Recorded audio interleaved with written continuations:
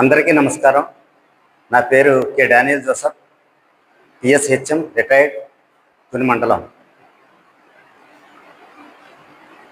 First ఒక tip యాక్టివిటీతో start చేద్దామండి.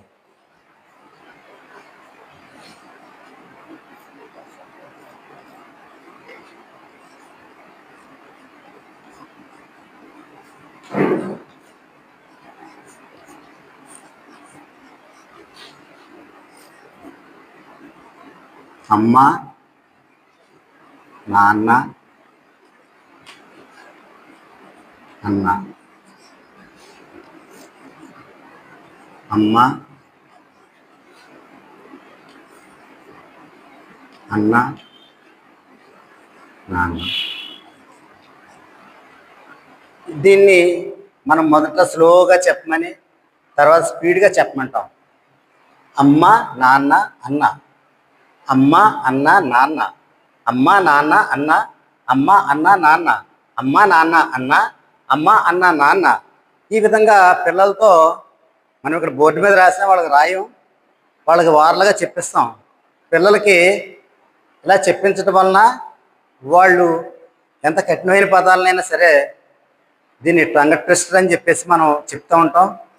ఇలాంటి యాక్టివిటీస్ ఇలా చేయడం వలన పిల్లలు ఎంత కఠినమైన పదాలనైనా సరే చాలా చక్కగా ఉచ్చారణ దోషాలు లేకుండా చెప్పగలుగుతారు. ఈ రకంగా టిప్ యాక్టివిటీ చేయించడం వలన పిల్లలను మనం మోటివేట్ చేయడం కూడా బాగుంటుంది. ఇక ఈ టిప్ యాక్టివిటీ తర్వాత మనం ఈ వీడియో చేయడానికి కారణం ఏంటంటే ఒక 3 కారణాలు ఉన్నాయి. ఏంటంటే మొదటిది టిఎల్ఎం బోర్డు పరిచయం.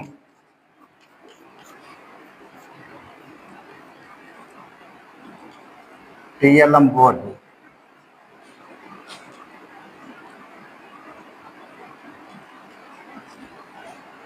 తర్వాత ఏంటంటే 1వ తరగతి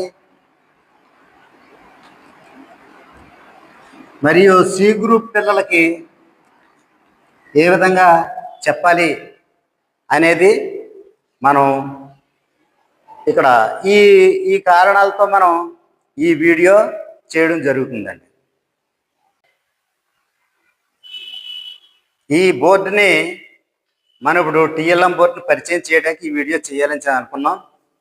ఈ బోర్డుని మనం అనేక రకాలుగా ఉపయోగించవచ్చు. అంటే తెలుగు భాష నేర్పచ్చు, తెలుగు పదాలు తెలుగు భాష నేర్పచ్చు, ఇంగ్లీషు, హిందీ, తమిళం, కన్నడం, మలయాళం, ప్రపంచంలో ఎన్ని భాషలు ఉన్నాయో అన్ని భాషలు నేర్పుతూ గణితంతో సహా నేర్పచ్చు ఈ టిఎల్ఎం బోర్డు మీద.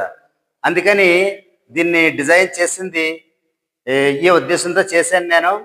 తర్వాత దీనికి పేరు కూడా ఏం పెట్టామంటే మల్టీపర్పస్ టిఎల్ఎం బోర్డు అని పెట్టాం. ఎందుకంటే దీనికి ప్రపంచంలో ఉన్న అన్ని భాషలు నేర్పచ్చు, దీంతో గణితంతో సహా నేర్పచ్చు, చాలా ఉపయోగాలు ఉన్నాయి. కనుక ఈ బోర్డుకి మల్టీపర్పస్ టిఎల్ఎం బోర్డు అని చెప్పేసి